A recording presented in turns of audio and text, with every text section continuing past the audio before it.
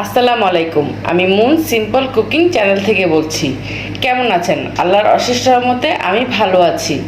আমার এই ভিডিওটি আপনারা যখনই দেখবেন তখনই কিন্তু একটা লাইক করে দিবেন। আপনারা লাইক করলে আমি খুব আনন্দিত হই এবং কি আমি বুঝতে পারি যে আপনাদের ভিডিওটি ভালো লেগেছে। তো আজ আমি আপনাদেরকে তৈরি করে দেখাবো দেশি কই মাছ ভুনা। এটা দেখতে যতটা লোভনীয় হয়েছে, খেতেও কিন্তু দারুণ হয়েছে। আর দেখুন কতটা সুন্দর এসেছে এটার কালারটা। তো চলুন আমরা দেখে নিই দেশি কই মাছ ভুনা বানাতে আমাদের কি কি উপকরণ লাগবে।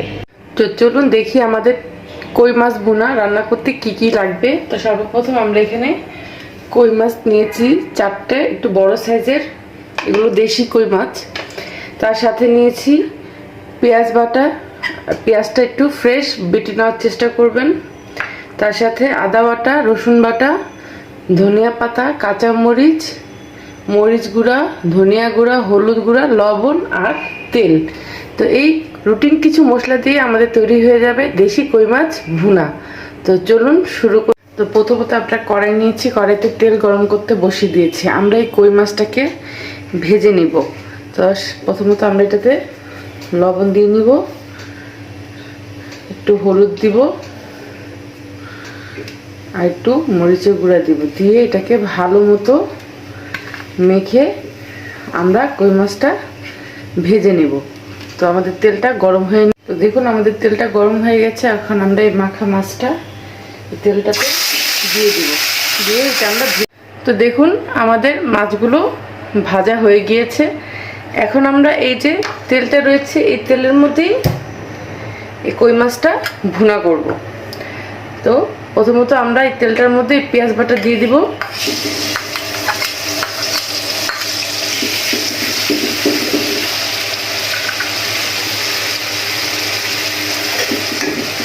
সাথে অল্প একটু আদা বাটা। আমি 4টা মাছের পরিমাপ নিয়েছি, আপনাদের যদি কম বেশি হয় আপনারা সেই অনুযায়ী মশলা ইউজ করবেন। রসুন বাটা দিয়ে আমরা এটাকে একটু লাল লাল, তো আমাদের পেঁয়াজটা লাল লাল হয়ে গিয়েছে। এখন আমরা এখানে হলুদ গুঁড়ো দিব।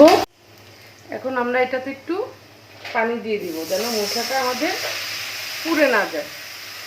তারপর আমরা এখানে দিব মরিচ গুঁড়ো, ধনিয়া গুঁড়ো আর স্বাদ অনুযায়ী লবণ। আমি একটু ঝাল বেশি খাই, এই জন্য আমি মরিচ গুঁড়োটা একটু বেশি দিলাম।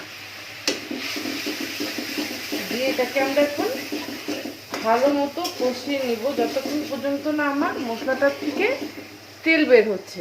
তো দেখুন আমাদের মশলাটা ভালো মতো কষানো হয়ে গিয়েছে। এখন আমি এখানে কিছু কাঁচামরিচ দিয়ে দিলাম, দিয়ে আরেকটু সামান্য পানি দিয়ে আমি আরেকটু আমার মশলাটা কষিয়ে নিব।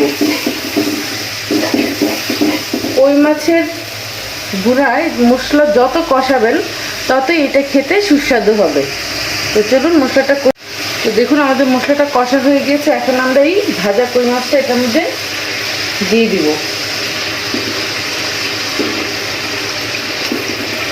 একদম সিম্পল কিছু মশলা দিয়ে আমার এই মাছটা তৈরি হয়। আপনারা একটু ট্রাই করে দেখবেন। আশা করবো আপনাদের কাছে আমার এই কই মাছ ভুনাটা ভালো লাগবে। এখন তো নদীর বা খালের বিলের কই মাছ অনেক পাওয়া যাচ্ছে। শীতের দিন গরম গরম ভাতের সাথে কই মাছ ভুনাটা খুবই সুস্বাদু হয়।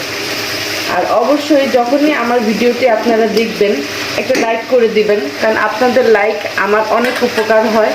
আপনারা লাইক করলে আমি মনে করি যে হ্যাঁ আমার ভিডিওটি আপনাদের কাছে ভালো লেগেছে।